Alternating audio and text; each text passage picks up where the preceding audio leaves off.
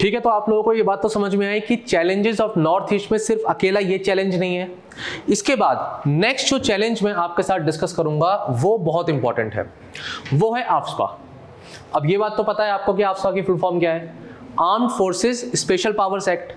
1958 का ये एक्ट है, लेकिन इसके रिस्पेक्ट में रिसेंटली न्यूज में क्या आया, तो न्यूज में अप्रैल में ये बात बोली गई बहुत क्लियरली कि हमने क्या किया है, यूनियन गवर्नमेंट ने विड्रॉ कर लिया है पार्शली आफ्स्पा को, सिर्फ आसाम से ही नहीं, नागालैंड और मणिपुर। अब 60 ईयर्स से जब इतनी कोशिश हो रही हो कि आफ्स्पा को हटाने के लिए इतनी लड़ाई लड़ी जा रही है, इतनी बातें बोली जा रही हैं, और ऐसे में यूनियन गवर्नमेंट ये डिसीजन ले, तो क्या ये बड़ी बात नहीं है? ये क्वेश्चन अभी तक पूछा नहीं गया है इस पर इस तरीके से डायरेक्टली, लेकिन एक्सपेक्टेड है इस साल कि ये क्वेश्चन पूछा जा सकता है। अब इसमें क्या हमें देखना है, हमें इसमें कौन कौन सी बातों को समझना है। तो एक बार तो पहले तो इस न्यूज को सुन लो कि न्यूज क्या कह रही है। न्यूज ये कह रही है कि आसाम में करीबन 23 डिस्ट्रिक्ट ऐसे हैं जिसमें से आफ्स्पा को कहीं ना कहीं फुली पूरे तरीके से हटा दिया गया है, और एक डिस्ट्रिक्ट ऐसा है जिसमें पार्शियल रिमूवल हुआ है। प्लस ये 60% ऑफ द एरिया बोल रहा है, मतलब 60% ऑफ द आसाम का एरिया कहीं ना कहीं आफ्स्पा से हटा दिया गया है। इसके बाद यहां पर बोलते हैं नागालैंड में 3 डिस्ट्रिक्ट है, और मणिपुर में भी 6 वैली डिस्ट्रिक्ट ऐसे हैं जहां से आफ्स्पा को हटाया गया। लेकिन एक बात याद रखिए, अरुणाचल में ऐसी डिस्ट्रिक्ट्स कुछ हैं जहां पर इसको एक्सटेंड भी किया गया। तो सिर्फ ये नहीं सोचना कि सिर्फ रिमूवल की बात हो रही है, यहां एक्सटेंड भी किया गया है। तो पार्शियली विड्रॉन और एक्सटेंशन दोनों बातें बोली जाती हैं, ठीक है। अब क्या क्या चीजें हमें ध्यान में रखनी है इस टॉपिक से रिलेटेड। सबसे पहला तो आफ्स्पा है क्या, ठीक है, पहली बात तो ये है ही क्या, इसके बेसिक्स पता होने चाहिए। उसके बाद किस तरीके से इसको अप्लाई किया गया और रीजन क्या था, तो वाई अप्लाइड, इस एक्ट को लाने की जरूरत ही क्या है, कौन इस पर्टिकुलर एक्ट को इंपोज कर सकता है। तो पॉलिटी में ये आपसे प्रीलिम्स के पॉइंट ऑफ व्यू से पूछा जा सकता था, लेकिन अब मेंस में आपसे जो फोकस होगा क्वेश्चन का वो कुछ इस तरीके से होगा कि इसके प्रोविजंस क्या है। तो प्रोविजंस पे अगर क्वेश्चन पूछा तो वो पता होने चाहिए हमें। इन प्रोविजंस को जब हम पढ़ेंगे आफ्स्पा क्या है, तो वो प्रोविजंस, वो पावर्स क्या है आर्मी की, ये पता होनी चाहिए। एक बार हमने इसको अप्लाई कर दिया, तो अप्लाई करने के बाद हमें यह भी पता होना चाहिए कि इसके पीछे जो बहुत से लोग हैं, एक्टिविस्ट हैं, इनफैक्ट नागालैंड की गवर्नमेंट भी पूरी कोशिश कर रही है कि इसको क्या करा जाए, विड्रॉ करा जाए। तो भाई विड्रॉ करने का उनका रीजनिंग क्या है, क्या कारण है कि वो विड्रॉ करना चाहते हैं। अब अगर विड्रॉ करना चाहते हैं तो कहीं ना कहीं सुप्रीम कोर्ट ने कोई वर्डिक्ट दिया होगा या कोई रिकमेंडेशन रिपोर्ट होगी। इस रिकमेंडेशन रिपोर्ट में क्या बातें कही गई हैं, इस रिपोर्ट में क्या बातें कही हैं, ये बातें जब आप एग्जाम में कोट करके आते हैं तो आपका आंसर एनरिच हो जाता है। तो ध्यान रखना है कि कभी भी कोई क्वेश्चन ऐसा आता है जिस पर कोई कमिटी बनी हो या कभी कोई रिकमेंडेशन आई हो, तो आप उसको जरूर एग्जाम में एटलीस्ट कहीं भी किसी भी पॉइंट ऑफ जगह पर जहां पर आपको लगता है सुटेबल है, आप उसको मेंशन जरूर करिए, ठीक है। इन सब क्वेश्चंस के आंसर के बाद एक छोटा सा कंक्लूजन और होना चाहिए आपके पास कि आप एग्जाम में लिख करके क्या आएंगे, जो भी क्वेश्चन होगा उसके अकॉर्डिंगली आंसर चेंज होता जाएगा, ठीक है ना। तो कंक्लूजन हमारा जो क्वेश्चन होता है उसके अकॉर्डिंगली हम उसको लिखते हैं, 2 लाइन 3 लाइन में उसको कंक्लूड करते हैं। ऑब्वियस सी बात है, आफ्स्पा के बारे में इतना तो आपको पता होगा कि ह्यूमन राइट्स वायलेशन हुए हैं, तो कंक्लूजन में आप ह्यूमन राइट वायलेशन से इसको एनएचआरसी जो हमारी है कमेटी है उससे हम कॉन्स्टिट्यूशन बॉडी से लिंक कर सकते हैं। चलो वो हम बाद में देखते हैं, पहले मैं आपको इस बारे में बताता हूं कि एक्चुअली में टॉपिक क्या है। तो ध्यान से सुनिए, आफ्स्पा सबसे पहली बार कब इंट्रोड्यूस हुआ, ये ब्रिटिशर्स ने कहीं ना कहीं इंट्रोड्यूस किया था ऑर्डिनेंस की फॉर्म में। एक ऑर्डिनेंस जारी किया जब क्विट इंडिया मूवमेंट चल रहा था, तब ब्रिटिशर्स ने इसको पहली बार आर्मी के रिस्पेक्ट पे इंट्रोड्यूस किया था, जिसकी वजह से बहुत सारी पावर्स आर्मी को, इनडिस्क्रिमिनेट कहीं ना कहीं कहते हैं, कभी कभी वर्ड यूज करते हैं, पावर्स आर्मी को मिली। तो क्विट इंडिया मूवमेंट आजादी से पहले से इस तरीके का ऑर्डिनेंस था, एक्ट नहीं था, ऑर्डिनेंस था। और इसके बाद इसको डिस्टर्ब्ड एरिया घोषित करा गया, किसको, आसाम को 1947 में। इसके साथ साथ ऐसे 4 ऑर्डिनेंस और बने जिसमें आसाम था, एक बंगाल था, यूनाइटेड प्रोविंस भी था। तो इतनी हिस्ट्री में अभी नहीं जाना इस टॉपिक पे, इंटरनल सिक्योरिटी के रिस्पेक्ट में आएगा तो आपको इससे ज्यादा डिटेलिंग नहीं चाहिए।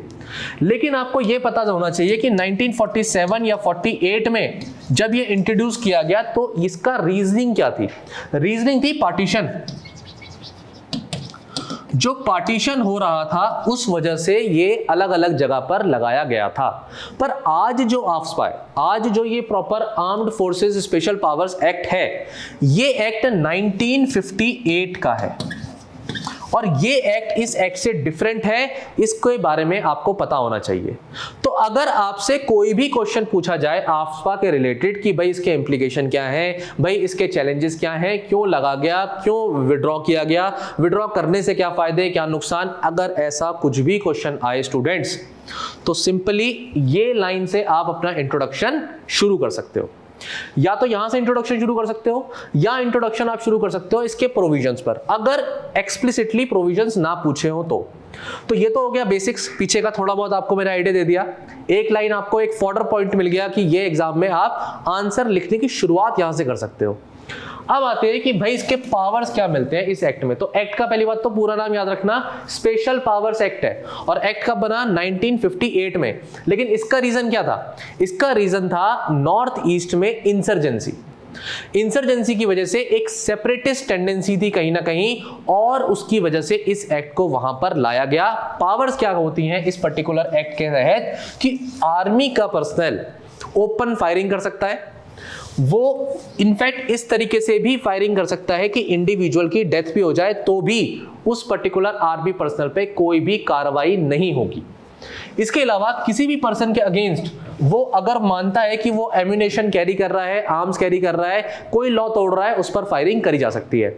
इसमें प्रोविजन ये होता है कि एक वार्निंग देनी चाहिए और वार्निंग नहीं मानी जाए तो उसके बाद सीधे फायरिंग करी जा सकती है। किसी भी इंडिविजुअल को अरेस्ट कर लेना, वो भी विदाउट वारंट। मतलब आप सोचो कि इतना खतरनाक इस तरीके का एक्ट बनाना जिसमें क्लियरली लिख देना कि किसी को बिना वारंट पकड़ा जाए, या फिर किसी के घर की प्रेमाइसिस की, या इनफैक्ट घर की भी नहीं, कोई भी प्रेमाइसिस हो उसकी तलाशी ली जा सके विदाउट वारंट, तो ये कितना खतरनाक एक्ट होगा। और ऑब्वियस सी बात है जब इतना खतरनाक एक्ट बनेगा तो उसका मिसयूज तो कहीं ना कहीं होगा ही। मिसयूज क्या है अभी मैं आपको बताऊंगा, लेकिन अभी आपको यह समझ में जरूर आया कि ये इस तरह से एक्ट में चीजें लिखी हुई हैं और ये कहां एप्लीकेबल है ये भी पता होना चाहिए। ये सेक्शन 3 में लिखा हुआ है कि जो भी एरिया नोटिफाई करा जाएगा एज डिस्टर्ब्ड एरिया, ये वर्ड पर फोकस करिए, इसको इन्वर्टेड कोड्स में लिखकर आना है एग्जाम में, ऐसी गलती नहीं करनी है, कोशिश करेंगे इसको इन्वर्टेड कोड्स में लिख करके आएंगे, ठीक है। डिस्टर्ब्ड एरिया जब किसी एरिया को घोषित कर दिया जाएगा उसके बाद सेक्शन 3 के तहत उसमें यहां पर ऐसी पावर्स आर्मी को मिल जाएंगी। तो कौन है जो नोटिफाई करेगा डिस्टर्ब्ड एरिया? डिस्टर्ब्ड एरिया को नोटिफाई करने के लिए सेंट्रल गवर्नमेंट आती है और in fact governor of the state आता है।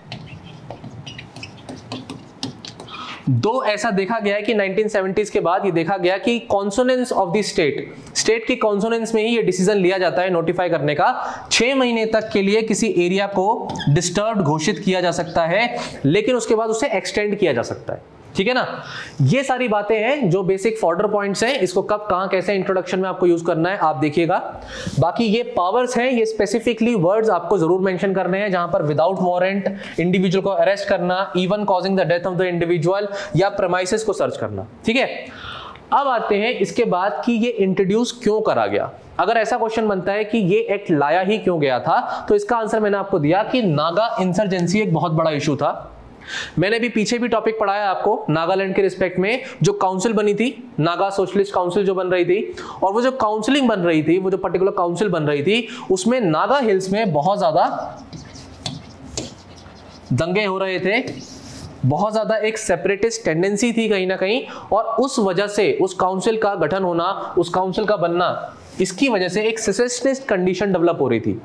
ऑलरेडी हमारा जो इंडिया था बहुत ही मुश्किल से, आपने तो पढ़ा ये सब, बहुत ही मुश्किल से वो एक यूनाइटेड इंडिया बना था, लेकिन इसके बाद उसको तोड़ने की पूरी कोशिश हो रही थी, जहां पर डिमांड्स ऐसी थी कि नेशनल फ्लैग होना चाहिए एरिया का, अलग से एक कंट्री बना दी जाए, अलग से एक प्रॉपर उसका कॉन्स्टिट्यूशन हो। ऐसी डिमांड्स होने के बाद कंट्री के टूटने के आसार थे। और उस पॉइंट ऑफ टाइम पर जो डिस्ट्रिक्ट थे, जो 1958 के टाइम पे जो स्टेट्स थी, इनफैक्ट वो स्टेट्स कौन सी थी? आसाम और मणिपुर। और जब आप आसाम बोलते हो तो इसका मतलब बाकी जो सिस्टर स्टेट्स हैं वो सारी की सारी आ जाती हैं, जो आज हमें अलग अलग स्टेट दिखती हैं। तो ये सब आसाम का ही पार्ट है। और उसको पूरे को एक तरीके से देखा जाए तो ऑलमोस्ट पूरा नॉर्थ ईस्ट जो है डिस्टर्ब्ड एरिया घोषित कर दिया गया था। और क्या रीजन है भाई? कंट्री में पीस मेंटेन करनी है और कंट्री को यूनाइटेड रखना है। ठीक है, तो 3-4 पॉइंट आपको मिल गए। ऑलराइट, और बाकी ये पॉइंट्स आप कहां से उठा सकते हो? जब मैंने नागालैंड की इंसर्जेंसी आपको पढ़ाई है, वहां से भी आप एक दो जो पार्टीज हैं, पॉलिटिकल पार्टीज, जो पार्टीज कहीं ना कहीं इंसर्जेंसी फैला रही थी, जो ग्रुप बने थे, उन ग्रुप का नाम भी मेंशन कर सकते हो। ठीक है ना, वो ऑलरेडी पीछे पढ़ा दिया है। अब इसके बाद आता है कि इसको विड्रॉ करने की जरूरत है या नहीं है। ऐसा कुछ क्वेश्चन में पूछा जाए तो जरूर मेंशन करना है कि एक फीलिंग ऑफ एलिनिएशन लोगों के अंदर लेकर आती है, नॉर्थ ईस्ट के लोगों के अंदर पर्टिकुलरली, कि वो बाकी इंडिया से अलग है। अगर वो बाकी इंडिया से अलग है तो फिर ये आफ्स्पा जैसी कंडीशन एक्ट स्पेसिफिकली उनके ऊपर ही क्यों लगाया गया? डिस्टरबेंस तो हमारे पूरे कंट्री में अलग अलग जगह पर है, तो सिर्फ ऐसा क्यों कि इस पर्टिकुलर नॉर्थ ईस्ट में ही इसका इन्फ्लुएंस सबसे ज्यादा है? आपको मैंने अभी पीछे टॉपिक पढ़ाया है नक्सलिज्म का, जिसमें हमने ये देखा कि किस तरह से आंध्र प्रदेश तक भी नक्सलिज्म फैला है, लेकिन वहां तो आफ्स्पा नहीं लगाया गया। तो ये बात बहुत जरूरी है स्टूडेंट जानने की कि इसके पीछे के जो कारण है, वो जो नागालैंड का टॉपिक मैंने आपको पढ़ाया उसको प्लीज उसको लिंक करना, गलती मत करना वहां पर। और ये जो आपका नीड है, ये एलिनिएशन की जो फीलिंग लेकर के आ रहा है लोगों के अंदर, ये एक बहुत इंपॉर्टेंट पॉइंट है। इनफैक्ट रिपोर्ट्स भी हैं, अभी मैं बताऊंगा, उन रिपोर्ट्स में भी ये बात बोली गई है। दूसरा भाई, फेक एनकाउंटर। रिसेंट न्यूज, बिल्कुल रिसेंट न्यूज, 6 महीने पुरानी, कि यहां पर नागालैंड में मॉन डिस्ट्रिक्ट है, और वहां पर हुआ क्या कि 14 लोगों को उनकी किलिंग्स हुई, आर्म्ड फोर्सेस ने करी। ऐसा बोला जाता है कि बाद में जब इन्वेस्टिगेशन हुई तो पता चला कि वो इनोसेंट्स थे और वो टेररिस्ट नहीं थे। तो क्या ये एनकाउंटर जस्टिफाइड है? क्योंकि जिन लोगों ने उस तरह से गोली चलाई, जो भी आर्म्ड पर्सनल रहे, तो ऑब्वियसली उन लोगों के ऊपर कोई कार्रवाई नहीं होगी, क्योंकि आफ्स्पा एक्ट उनको इम्यूनिटी प्रोवाइड करता है, कोई भी तरीके की कार्रवाई नहीं होगी। और ये ड्रैकोनियन एक्ट है लोगों के हिसाब से, क्योंकि ऐसी एलिगेशंस भी आर्मी पर लगाई गई कि कहीं ना कहीं वो ऐसे फीमेल्स को भी परेशान कर रहे हैं, या फिर घर में घुस करके इस तरीके की इनडिसेंट एक्टिविटीज में भी पार्टिसिपेट कर रहे हैं। इसमें एक बहुत बड़ा प्रोटेस्ट हुआ था, जिसको हम बोलते हैं mothers nude protest against the army. और एक एक्टिविस्ट है जिनका नाम आप याद रखिएगा, इरोम शर्मिला। 2000 जो ईयर था उससे उन्होंने हंगर स्ट्राइक शुरू करी 16 ईयर्स तक, सिर्फ और सिर्फ to fight against this particular act. ठीक है स्टूडेंट्स, और ये इंसिडेंट्स बताते हैं कि ह्यूमन राइट्स वायलेशन कहीं ना कहीं हुए हैं। इस वर्ड को मेंशन करिएगा, ह्यूमन राइट्स वायलेशन, क्योंकि ये अपने आप में एक बहुत बड़ा रीजन है, बहुत बड़ा कारण है कि जिसकी वजह से बहुत से लोग सामने आए हैं, बहुत से एक्टिविस्ट सामने आए हैं। कुछ लोगों ने PIL तक सुप्रीम कोर्ट में फाइल करी है कि ये ह्यूमन राइट्स का वायलेशन हो रहा है। ठीक है, तो ये रीजन मिल गए। जल्दी से देखते हैं फिर रिपोर्ट्स और रिकमेंडेशन क्या कहते हैं, क्योंकि again I am saying it again, ये आपको एग्जाम में मेंशन करनी है। किसी भी तरीके से आफ्स्पा से रिलेटेड क्वेश्चन आया तो कोशिश करिए इसको कंक्लूजन में, कोशिश करिए इसको अपने बॉडी के एंड एक्सप्लेनेशन में जरूर कोट करें। इसमें जो सबसे पहला जो नाम आपको पता होना चाहिए वो है जस्टिस जीवन रेड्डी का। 2004 में उन्होंने सबसे पहली बार ये बात रिकमेंड करी थी कि आपको आफ्स्पा एक्ट को रिपील कर देना चाहिए। गवर्नमेंट से बोला गया, अपनी रिपोर्ट में कहा गया कि ये हाईली अनडिजायरेबल एक्ट है और ये सिंबल ऑफ ऑपरेशन भी है। Word is symbol of operation. अब इस सिंबल ऑफ ऑपरेशन वर्ड पर भी क्वेश्चन बन सकता है कि क्या AFSPA act symbol of operation है या नहीं है। ठीक है ना, तो ऐसे क्वेश्चन बनते हैं और फिर हमें लगता है कि ये वर्ड आया कहां से। दूसरा पॉइंट है सेकंड एआरसी रिपोर्ट। तो एआरसी रिपोर्ट्स आप पढ़ते ही हैं, ये इसमें जो एडमिनिस्ट्रेटिव रिफॉर्म रिपोर्ट है, जो कमिटी है, ये आपकी रिपोर्ट बताती है कि again yes there should be, public order पर रिपोर्ट थी 5th वाली, उसमें क्लियरली मेंशन था कि इसको रिपील करना चाहिए। और रीजनिंग भी जो यहाँ पर इस रिपोर्ट ने या जो ये आपकी एआरसी रिपोर्ट है, इन दोनों कमिटी ने रिपोर्ट ने रिकमेंडेशन भी यही दी थी कि जो एलिनिएशन, जो कहीं ना कहीं भावना आ गई है लोगों के अंदर, नॉर्थ ईस्ट के लोग नहीं मानते कि कहीं ना कहीं वो मेन इंडिया से यूनाइटेड है, वो AFSPA is one of the reason, ये रीजन बन रहा है उसका। 1958 से आप लेकर के चलो तो आप 60 इयर्स लगा सकते हो सीधे सीधे, और 60 इयर्स में इस तरीके से अगर अभी भी वो एक्ट लगा हुआ है और एक्सटेंड करे जा रहा है, तो कितना बड़ा एक बर्डन, एक बहुत बड़ी प्रॉब्लम क्रिएट करता है वहां के लोगों के लिए। लास्ट में आप सुप्रीम कोर्ट का वर्डिक्ट भी डाल सकते हो, 2016 का ये वर्डिक्ट है, और इसमें सुप्रीम कोर्ट ने क्लियरली कहा था कि आफ्सपा को साइट नहीं किया जा सकता for immunity by the army personnel. तो ये एक इंपॉर्टेंट वर्डिक्ट था जहां पर सुप्रीम कोर्ट ने ये बात क्लियरली बोली थी कि ऐसा नहीं है कि आप इम्यून रहोगे, केस बाय केस पर इन्वेस्टिगेशन होगी, और जो राइट्स आपके हैं वो राइट्स उस पर्टिकुलर इंडिविजुअल के भी हैं जिसकी डेथ हुई है, जिसकी किलिंग हुई है, और देखा जाएगा कि आप जो है उसमें दोषी हो या नहीं हो। अगर हो तो आपको पनिशमेंट मिलेगी। ये इंपॉर्टेंट बात थी, सुप्रीम कोर्ट का वर्डिक्ट है, आप एग्जाम में डायरेक्टली कोट कर सकते हैं। ठीक है, इन सब चीजों को देखने के बाद हमें समझ में आता है कि आफ्सपा पर कैसा क्वेश्चन बनने के चांसेस हैं। क्वेश्चन कुछ ऐसा आएगा कि अभी यूनियन गवर्नमेंट ने कैसे पार्शियली विड्रॉ किया armed forces special powers act को 3 स्टेट से। अब इसमें आपसे पूछेगा कि अगर ऐसे में इस एक्ट को हम, पहली बात तो ड्रैकोनियन एक्ट क्यों कहते हैं, पहला क्वेश्चन तो ये हो गया व्हाई। और ऐसे में अगर हम सब तरफ से इस पर्टिकुलर एक्ट को रिपील कर लेते हैं तो उसके इंप्लीकेशंस क्या रहेंगे स्टूडेंट्स। 15 नंबर का क्वेश्चन आ गया लेट अस सपोज। तो देखो इसमें 2 पार्ट है। पहला पार्ट क्या है exactly first part is the draconian act. इसे ड्रैकोनियन एक्ट क्यों बोला जा रहा है, तो पीछे मैंने अभी पढ़ाया, आपको कर लेंगे, ठीक है, अभी पीछे बताया ड्रैकोनियन एक्ट क्यों है। दूसरा है इंप्लीकेशंस, अगर इसको कंप्लीटली रिमूवल कर दिया गया, रिपील कर दिया गया, तो इसके इंप्लीकेशंस क्या रहेंगे। अब इसके इंप्लीकेशंस में आपके पास 2 तरीके के इंप्लीकेशंस हैं, एक इंप्लीकेशन नेगेटिव है और एक इंप्लीकेशन पॉजिटिव है। ऑब्वियस सी बात है, जब आपने इसको रिपील कर दिया, हटा दिया, तो सब कुछ अच्छा होगा, तो अच्छी बातें तो आप एग्जाम में लिख कर आएंगे, भाई ह्यूमन राइट नहीं होंगी, कितनी जो है बहुत सी प्रॉब्लम्स खत्म हो जाएंगी, ये सब बातें आप लिखते हो, सोचते हो, ठीक है, कोई दिक्कत नहीं है। लेकिन नेगेटिव इंप्लीकेशंस भी सोच लो, क्योंकि अगर ये एरियाज इतने ज्यादा प्रोन है इंसर्जेंसी के लिए, तो ऑब्वियस सी बात है कि अगर एक बार आर्मी की वहां पे पावर्स कम हो जाती हैं, तो ऑब्वियसली इन लोगों को, जो लोग एक डिस्टर्बेंस क्रिएट करना चाहते हैं, उनको एक मौका मिल जाता है कि वो और डिस्टर्बेंस को क्रिएट करें। ठीक है ना, तो ये जितना हमने अब तक पाया है वो भी हम खो सकते हैं। इस तरीके के साथ भी अपने आंसर को एक लाइन में जरूर इस पर्टिकुलर नेगेटिव इंप्लीकेशन के बारे में लिखना। और आर्मी का क्या कहना है, आर्मी क्यों नहीं हटा रही भाई, आर्मी नहीं चाहती कि वहां से आफ्सपा हटे, क्योंकि उनको ऐसा लगता है कि इसकी वजह से आर्मी के पर्सनल डीमोटिवेटेड फील करेंगे। भाई कॉमन सी बात है ना, अगर उनके मन में क्लियरली ये पता हो कि मेरे ट्रिगर दबाने से मेरे ऊपर इंक्वायरी हो सकती है, मेरे ट्रिगर दबाने से मेरी लाइफ लॉन्ग कोई केस चल सकता है मेरे ऊपर, तो मैं क्यों दबाऊंगा कोई ट्रिगर, मैं एक्शन क्यों लूंगा ऐसा, मैं अपनी ड्यूटी को 100% फुलफिल करने में कहीं ना कहीं सक्षम नहीं रहूंगा। अगर आफ्सपा एक्ट है तो मुझे एक कॉन्फिडेंस मिलता है कि मैं अपनी ड्यूटी कर सकता हूं। दो इस एक्ट के रिस्पेक्ट में यह भी बोला गया कि ये एक्ट जो है ड्रैकोनियन है क्योंकि ह्यूमन राइट्स वॉयलेशन हो रहे हैं, तो बैलेंस होना जरूरी था, लेकिन वो बैलेंस ऑब्वियसली नहीं होगा क्योंकि इनडिस्क्रिमिनेट जब पावर्स मिल जाएंगी एक तरफ तो मिसयूज होने के चांसेस उसके हैं। स्टूडेंट्स, इन दोनों चीजों को, बातों को लिखते हुए एक बात और है जो आप अपने पॉजिटिव नोट पर इस आंसर पर छोड़ सकते हैं। आप ये कह सकते हैं कि ऐसा नहीं है, इसको हटाने से प्रॉब्लम्स ही होंगी। क्यों नहीं हो सकती, इसको जस्टिफाई कैसे करोगे? इसको जस्टिफाई करने के लिए दो एग्जांपल दे दो। पहला एग्जांपल आप दे दो मेघालय का, और दूसरा एग्जांपल आप दे दो त्रिपुरा का। त्रिपुरा में 2015 में आफ्सपा एक्ट को हटाया गया, ठीक है, और मेघालय में 2018 में इस एक्ट को हटाया गया, इनफैक्ट 27 इयर्स के बाद। और यहां पर जो है त्रिपुरा में अप्रोक्सीमेटली 14 इयर्स के बाद इस एक्ट को हटाया गया था।